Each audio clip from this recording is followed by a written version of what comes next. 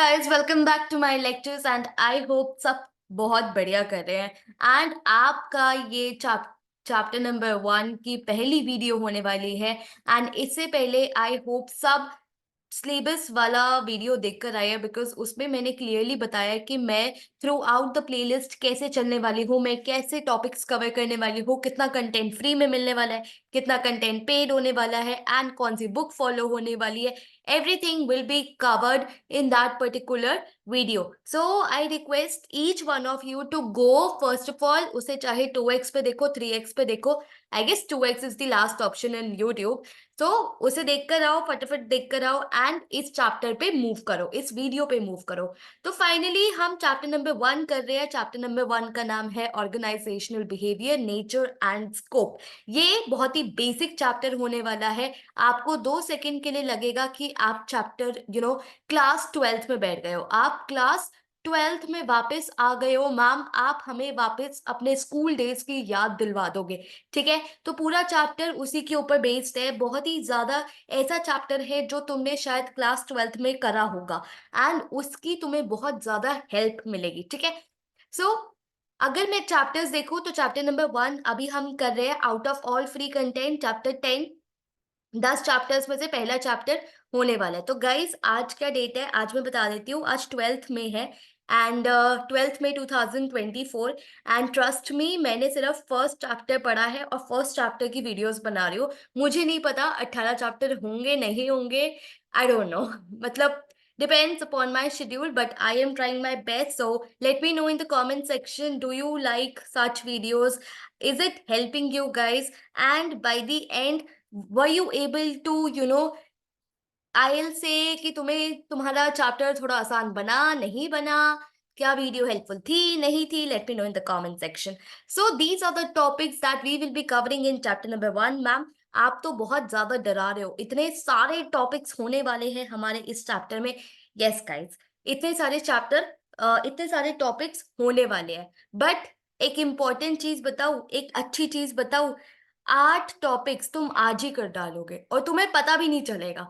Literally, out of 12 topics that you are actually looking at the screen, 8 topics you will be able to do it only with the discussion. मैं कोई pen नहीं उठाऊंगी, मैं कोई PPT की slide नहीं move करूंगी, हम सिर्फ डिस्कशन करेंगे, हम सिर्फ डिस्कशन करेंगे। जो इंपॉर्टेंट टॉपिक है, इंपॉर्टेंट, स्कोप, फीचर्स, ये सारे जो इंपॉर्टेंट टॉपिक्स है, इसके लिए मैंने पीपीटी की स्लाइड बनाई है। बट जो बहुत ही जनरल और बेसिक टॉपिक है, जो मुझे लगता है इतने डिटेल में नहीं आते पेपर में, उसमें हम सिर्फ डिस्कशन करेंगे, उससे हम सिर्फ डिस्कशन करेंगे। तो इनके लिए मैंने तुम्हारे लिए शॉर्टकट्स भी बनाए हैं, ठीक है? How can you actually remember this particular thing? Fine. तो तुम्हें एक टेक्निक बताऊंगी इन द एंड, जहां पे तुम पूरा का पूरे 8 टॉपिक सिर्फ 5 मिनट में याद कर सकते हो। सो जब वो देखने के लिए तुम्हें लास्ट तक रुकना पड़ेगा। तो हम चैप्टर नंबर 1 मैम कितने पार्ट्स में कवर करने वाले हैं? हम 5 पार्ट्स में कवर करने वाले हैं। Again this is my idea. अभी मैं फर्स्ट वीडियो बना रही हूँ, मुझे नहीं पता मैं कितने पार्ट्स आगे बनाऊंगी। हो सकता है मैं दोनों सेम वीडियो में ले लूँ, हो सकता है मैं ये भी ले लूँ, but this is just an idea, this is just an estimate. तो आज का जो पार्ट नंबर 1 होने वाला है, उसमें हम meaning, feature, importance and scope topic discuss करने वाले हैं। नाउ ऑर्गेनाइजेशनल बिहेवियर, सबसे पहले ऑर्गेनाइजेशनल बिहेवियर पे मैं डायरेक्टली मूव करूँ, सबसे पहले इंट्रोडक्शन पढ़ती हूँ मैं तुम्हारे लिए। इंट्रोडक्शन वाले पैरा में यूजुअली यही दिया हुआ है बुक के कि मैम देखो, कंपनी अच्छी चलाने की रिस्पॉन्सिबिलिटी किसकी है? मैनेजर की। और आज के टाइम में चीजें बहुत ज्यादा कॉम्प्लेक्स हो गई है, स्पेशली जब ऑनलाइन बिजनेस है, स्पेशली ऐसे बिजनेसेस जो पूरे वर्ल्ड में फैले हुए हैं, ऐसे बिजनेसेस जहाँ पे हम मल्टीपल एरिया से डील कर रहे, कॉम्प्लिकेटेड हो गए हैं। तो अच्छे मैनेजर्स को ऑब्वियसली मैम टेक्निकल नॉलेज होनी चाहिए, वो एमबीए होना चाहिए या प्रोफेशनल डिग्री होनी चाहिए। तो टेक्निकल इंफॉर्मेशन तो होनी होनी चाहिए, that is the bare minimum. But एक अच्छा मैनेजर तब माना जाता है जब उसे लोगों से डील करना आता हो, उसे लोगों से डील करना आता हो, ठीक है? जैसे हम कुछ कुछ नए नए फ्रेंड्स भी बनाते हैं तो हम बोलते हैं ना यार ये बंदे का नेचर बहुत बढ़िया है, ये बंदे को पता है कि लोगों से कैसे डील करते हैं। सो वही बात है कि ऑर्गेनाइजेशन में आप लोगों से कैसे डील कर रहे हो, how you are working them with them, how you are working in a team makes you a good manager, makes you a good manager. ठीक है मैम, आपने एक टर्म यूज करी ऑर्गेनाइजेशन। आज के टाइम में डेली लाइफ में हम किसी भी इंस्टीट्यूशन को ऑर्गेनाइजेशन बोल देते हैं, कोई भी स्कूल हो, कोई भी ऑफिस हो, ठीक है, कोई भी जॉब हो, कुछ भी हो, हम मतलब कोई भी गवर्नमेंट डिपार्टमेंट हो या कोई भी बिजनेस हो, हम आज के डे टू डे लाइफ में सबको ऑर्गेनाइजेशन बोल रहे हैं। सबको क्या बोल रहे हैं? ऑर्गेनाइजेशन बोल रहे हैं। बट गाइस ऐसा नहीं है। ठीक है, जब हम मैनेजमेंट की बात करते हैं, हम ऑर्गेनाइजेशन वर्ड जब यूज करते हैं, how we are dealing with the people, how we are dealing with the people. So basically हम ऑर्गेनाइजेशन में किसकी बात कर रहे हैं? लोगों की। किसकी बात कर रहे हैं? लोगों की। कि हमने उनके बीच में कैसे अथॉरिटी रिस्पॉन्सिबिलिटी बांटी है, कैसे वो लोग गोल्स अचीव करते हैं, कैसे वो लोग टीम में काम करते हैं, क्या उन्हें सबको पता है कि हाँ भाई ये मेरी रोल है, ये मेरा रिस्पॉन्सिबिलिटी है, मैं इसके लिए इंचार्ज हूँ, ये मेरी टीम है। ठीक है, सो अगर आपकी ऑर्गेनाइजेशन में ये सारी चीजें क्लियर है, then it will be a good organization.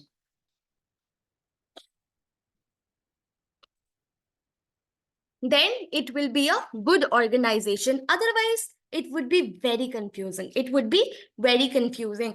कोई let's say आज मैं बोलूं रिलायंस में कोई ऑर्गेनाइजेशन, कोई अथॉरिटी और रिस्पॉन्सिबिलिटी नहीं बटी हुई, सब अपनी मर्जी से काम कर रहे हैं। डू यू थिंक रिलायंस कभी इतना बड़ा ब्रांड बन पाता? ऑब्वियसली नहीं बन पाता। क्यों? क्योंकि मैम वहां पे लोगों की कंफ्यूजन ही बहुत बड़ा हिंडर होती सक्सेस का। उन्हें खुद ही नहीं पता कि करना क्या है, वो कैसे कर रहे हैं, वो क्या कर रहे हैं। This would lead to lot of confusion, this would lead to lot of confusion in the organization. And hence organization में लोगों को संभालना, लोगों को काम करवाना साथ में, सो दैट एक प्रॉपर गोल अचीव हो, is all about organization, is all about organization. ठीक है, सो ये आपका बेसिक टॉपिक थे जहां पे हमने इंट्रोडक्शन ऑन ऑर्गेनाइजेशन कर लिया। अब मैं बताती हूँ तुम्हें मैनेजमेंट और ऑर्गेनाइजेशन फंक्शन में क्या रिलेशन है। तुमने मैनेजमेंट की डेफिनेशन पढ़ी होगी क्लास 12th में।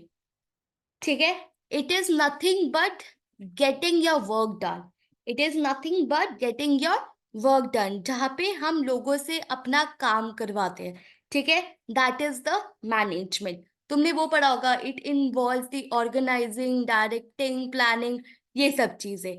ये सब चीजें क्या है? आपकी मैनेजमेंट है। क्या है? मैनेजमेंट। बट जब मैं ऑर्गेनाइजेशनल फंक्शन की बात करती हूँ, मैं किसकी बात कर रही हूँ? मैं लोगों की बात कर रही हूँ, मैं अथॉरिटी और रिस्पॉन्सिबिलिटी की बात कर रही हूँ। मैं बात कर रही हूँ कि कैसे टास्क अलग अलग डिपार्टमेंट में बांटे हैं, और लोग, that is the main perspective here, is people, how they are working together, how they are creating a network, how they are creating the value for my organization. So management and organization दोनों ही आपके business के लिए बहुत ही ज्यादा important है, बहुत ही ज्यादा इंपॉर्टेंट है। ठीक है, so that is a relationship between the management and organization. ठीक है, did we understand this particular part? देखो, ऑर्गेनाइजेशन क्या कहता है? Organization pertains how resources are structured in the company. मतलब हमने कौन से इंसान को कहा किस डिपार्टमेंट में क्या टास्क परफॉर्म करने के लिए बोला है। ठीक है, मैनेजमेंट क्या है? Management deals with organizing, it deals with the organizing. Fine, so management is very important for the successful organization. Management is very important for the successful organization. Honestly, not very important topic. अगर paper में आया, कैसे answer लिखना है smart तरीके से, management की definition लिखो, ऑर्गेनाइजेशन की डेफिनेशन लिखो, एक कॉमन लाइन लिखो, management and organization play a very important role in the working of any business, they should go hand in hand. थोड़ा सा ज्ञान पेला, फिर कंक्लूजन लिखो, ठीक है। Overall management is this, organization is this, relationship is important, and hence it will lead to the successful success of the organization। तो ऐसे स्मार्टली अगर आंसर लिखोगे डीयू में कभी भी फेल नहीं होगे, ठीक है। ऐसे हेडिंग बनाओ, मैनेजमेंट 2-3 लाइन छेपी, ऑर्गेनाइजेशन 2-3 लाइन छेपी, रिलेशनशिप 2-3 लाइन छेपी, कंक्लूजन 2-3 लाइन छेपी और आंसर खत्म, ठीक है। एक ही पैराग्राफ में सब खिचड़ी बना के लिखोगे, एग्जामिनर कहेगा चल ठीक है, दो दे देता हूँ 4 में से। बट अगर ऐसे लिखोगे तो वो 1 2 3 4, 4 में से 4 देगा, ठीक है। So this is how you need to be smart instead of working hard. Now अब आते हैं फाइनली हम ऑर्गेनाइजेशनल बिहेवियर पे। किस पे? ऑर्गेनाइजेशनल बिहेवियर पे।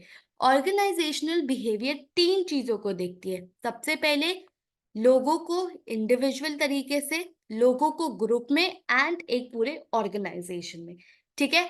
सो बेसिकली हम यहाँ पे क्या कर रहे हैं, हम लोगों को बिहेवियर डिस्क्राइब कर रहे हैं कि मैम वो कैसे रिएक्ट करेंगे, वो कैसे रिएक्ट करेंगे, वो कैसे एक्ट करेंगे। देन हम उनका बिहेवियर समझने की कोशिश करेंगे, ठीक है। हम उनका बिहेवियर समझने की कोशिश करेंगे। क्या रीजन हो सकता है कि मैम उसने ऐसा एक्ट किया। फॉर एग्जाम्पल तुम्हारी लड़ाई हो गई किसी फ्रेंड से, तो सबसे पहले मैं उसका बिहेवियर डिस्क्राइब करूंगा, ma'am he is very angry, ma'am Y is he acting so weird, उसने मुझे इंस्टा पे ब्लॉक क्यों किया, ठीक है। फिर तुम कभी कभी प्रिडिक्शन भी लगाते हो, हाँ भाई उससे लड़ाई हुई है, वो जाके ना सुनील को बताएगा, वो जाके ना मोहन को बताएगा। So you are trying to make a guess here. You are trying to make a guess here. You are predicting their behavior. And finally controlling. Finally controlling. And finally तुम उसे जाके मनाते हो कि dude please, ठीक है। सो वहां पे तुम्हारी स्किल्स काम आती है, वहां पे तुम्हारी स्किल्स काम आती है। तो controlling behaviour deals with how skilled you are to manage the people, to manage your team. Fine. How they are learning new skills, how they are doing their jobs better. Management and organization behaviour मैं तुम्हें समझा चुकी हूँ, जो मैंने अभी पूरा समझाया था। Fine. Then features of organization behaviour. Ma'am ये सिद्धू मूसेवाला जी कहाँ से आए इसमें? गाइस मैं बताऊंगी। This is a shortcut to remember the features in 5 seconds, in 5 seconds. But उससे पहले फीचर्स समझो, उससे पहले फीचर्स समझो। पहला फीचर कहता है it is a part of management, ठीक है।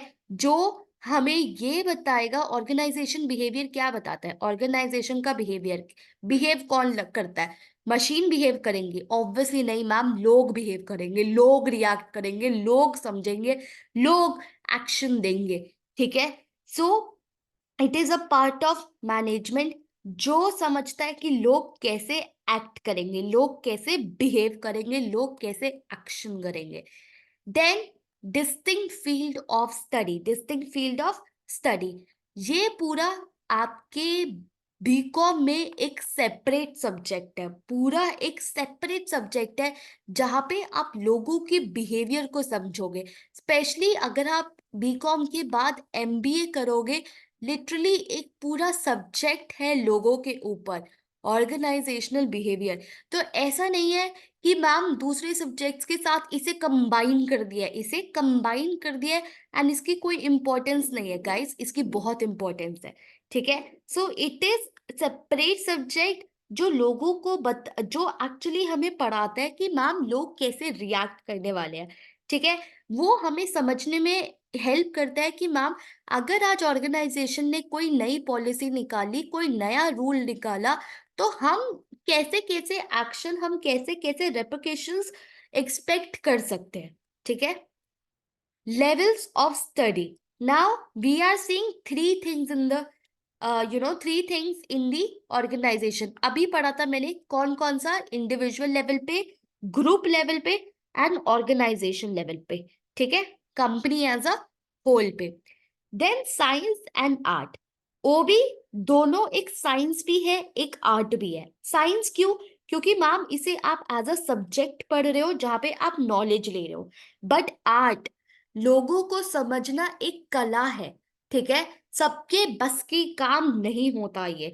हम कहते हैं ना, हमारे कुछ फ्रेंड्स हमें बहुत अच्छे लगते हैं और कुछ फ्रेंड्स हमें अच्छे नहीं लगते। कुछ लोग ग्राउंडेड होते हैं और कुछ लोग ग्राउंडेड नहीं होते, ठीक है। तो that is an art, that is a art. Systematic study, systematic study, systematic study कहता है वो भी एक इंस्टीट्यूशन नहीं है, मतलब it is not based on an institution, it is very systematic. यहाँ पे तुम्हें स्ट्रैटेजीज पढ़नी पड़ेगी, थिंकिंग समझनी पड़ेगी, थ्योरीज, मॉडल्स, तुम सब कुछ पढ़ोगे। ये नहीं कि एक इंसान पे थोड़ी सी हमने रिसर्च कर ली, उसे एक प्रॉपर रिसर्च फील्ड बना दिया एंड इसके बारे में पढ़ लिया तो तुमने लोगों के बारे में पढ़ लिया। नहीं, तुम पूरे सब्जेक्ट में बहुत सारी थ्योरीज, बहुत सारे मॉडल्स, सब कुछ पढ़ोगे। It is a systematic study, not that कि तुमने एक रात में सब कुछ पढ़ लिया, एक रात में सब कुछ पढ़ लिया। तो मैम ठीक है, समझ में तो आ गया, अब इसे याद कैसे करें, अब इसे याद कैसे करें। So here is a trick that actually helps you to learn these features in 5 minutes. And guys, कभी भी अगर क्वेश्चन डेफिनेशन आती है ऑर्गेनाइजेशनल बिहेवियर की, आप उसमें फीचर्स बिना पूछे डालोगे, आप उसमें फीचर्स बिना पूछे डालोगे। और कुछ बच्चे बहुत स्मार्ट होते हैं जो फीचर्स को यूज करके डेफिनेशन लिख देते हैं, तो हैट्स ऑफ टू देम। तो मैम ये कैसे याद करें? सो मूसे वाला की स्पेलिंग हम थोड़ी सी चेंज करते हैं, ओके। तो दैट इज अ मूसेवाला, सिद्धू मूसेवाला से हम मूसेवाला से याद रखेंगे दिस पार्ट, ओके। मैम ये कैसे बनेगा? How did you reach to this particular mnemonics? तो मैंने कहा ये बना आपका M, okay, then O, then O, then S, then F, ठीक है। तो that is how you can make the features का mnemonics, Moosewala, Sidhu Moosewala, okay. Did we get it? Moosewala में सिर्फ हमें थोड़ी सी स्पेलिंग चेंज करनी है, दैट इज मूस। और मूस पता है, एक तुम्हारा उसकी स्पेलिंग अलग होती है, उसकी स्पेलिंग आई गेस ये होती है या ये होती है, हाँ ऐसे आई गेस ये होती है, ये होती है, मुझे पता नहीं। वो चॉकलेट का एक डिश भी होती है मूस, तो तुम वो भी याद रख सकते हो, ठीक है। So that is how you can remember this particular feature in just 5 minutes. Now let's come to the importance of organizational behavior. Why it is so important for the organization? Why can we not skip it? Why can we just let go कि हाँ ma'am जैसे react करेंगे करने दो, हमारा क्या जा रहा है? So what is the importance here? The first importance is sound work environment. Organizational behavior क्या है? It is actually a technique जहाँ पे हम समझ रहे हैं कि मैम लोग कैसे एक्ट करने वाले हैं, ठीक है। और अगर लोग कंपनी के गोल्स के लिए काम नहीं करेंगे और खुद के लिए करेंगे तो फिर हमारा ही नुकसान होगा, ठीक है। तो हम उन्हें रिवॉर्ड्स देते हैं, हम इंश्योर करते हैं कि वो एक अच्छा वर्क प्लेस एनवायरनमेंट बना के रखे, ठीक है। So in order to make that work environment sound perfect, good for others, healthy for others, हमें ऑर्गेनाइजेशन बिहेवियर, हमें लोगों का बिहेवियर समझना इंपॉर्टेंट है।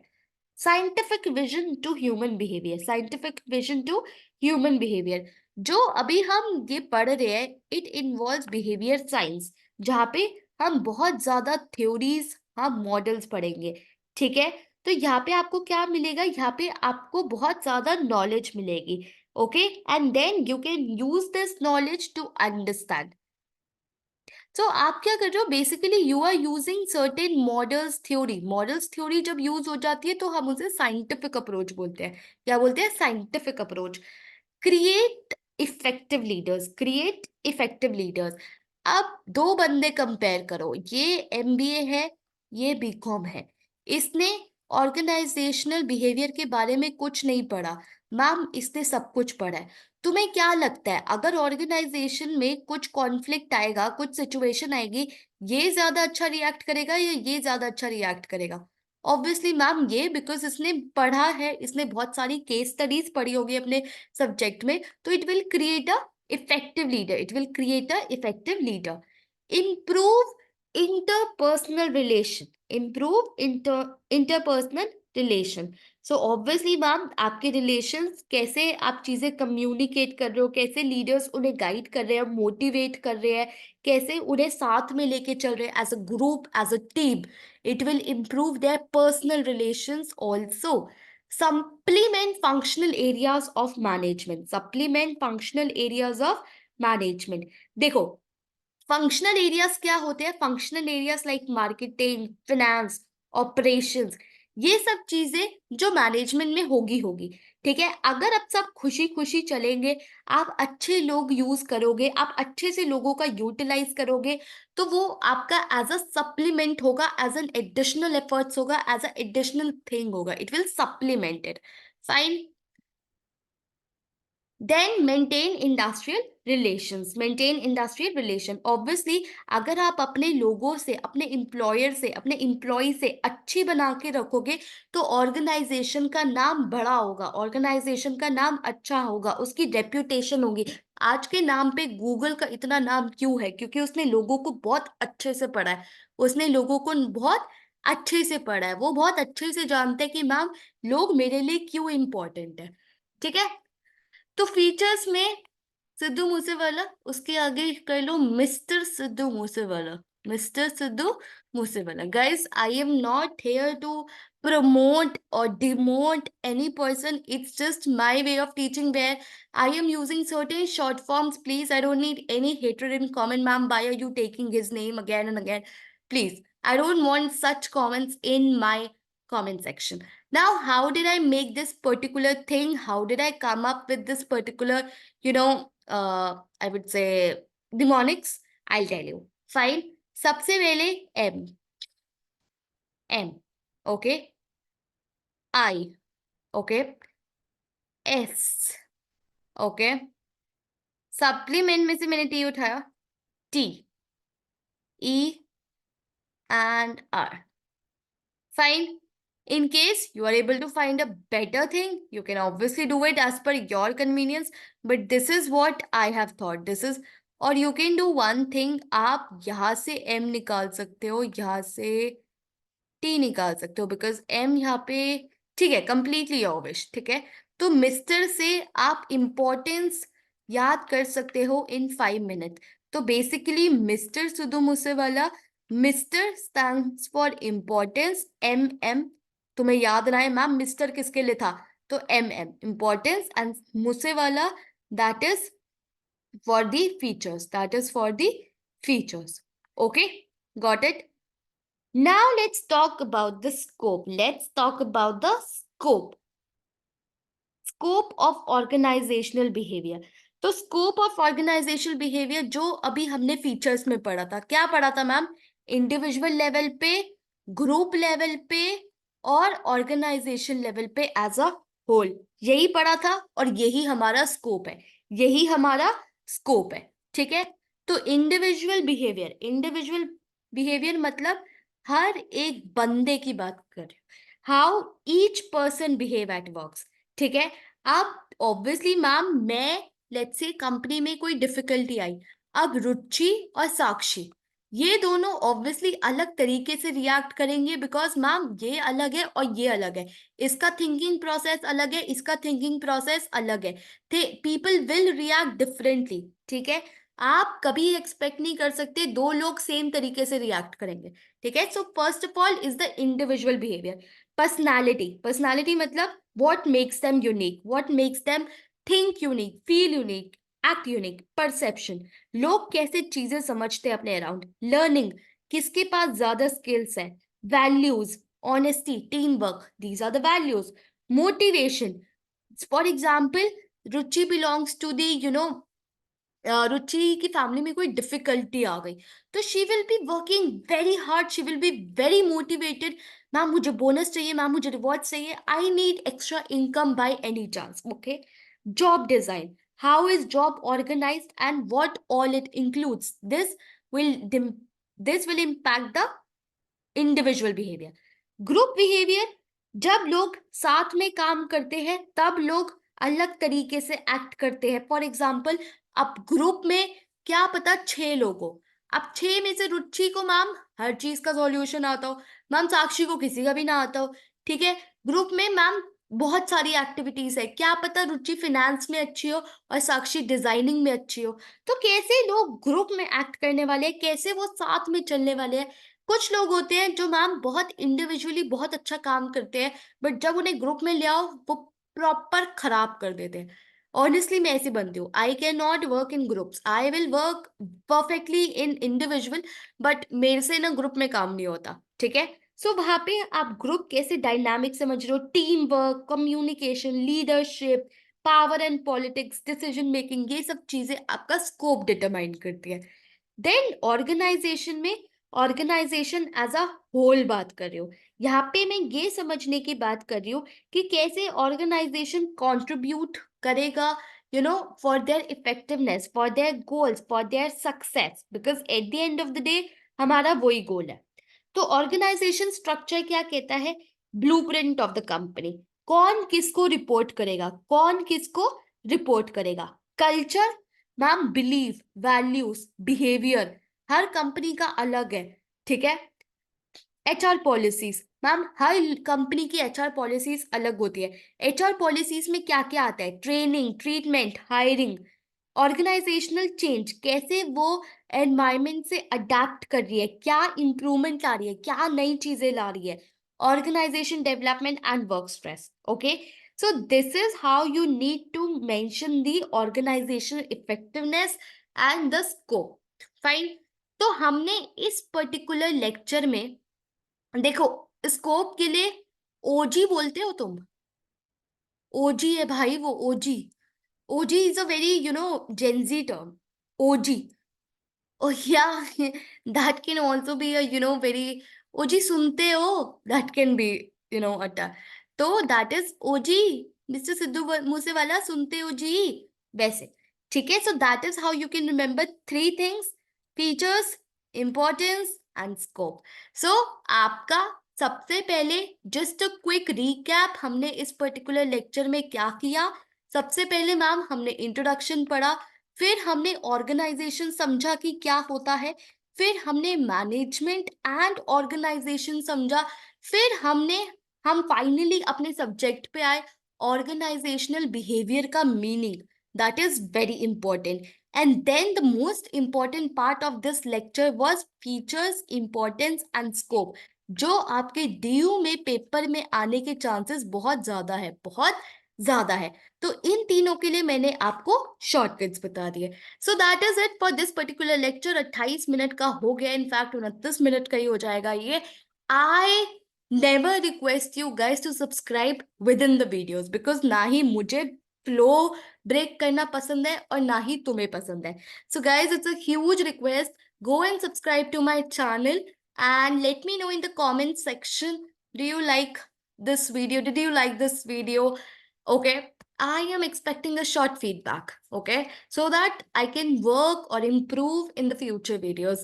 Bye bye, take care, all the very best. I'll see you in video 3, that would be chapter number 1 part 2, okay. Bye bye, take care.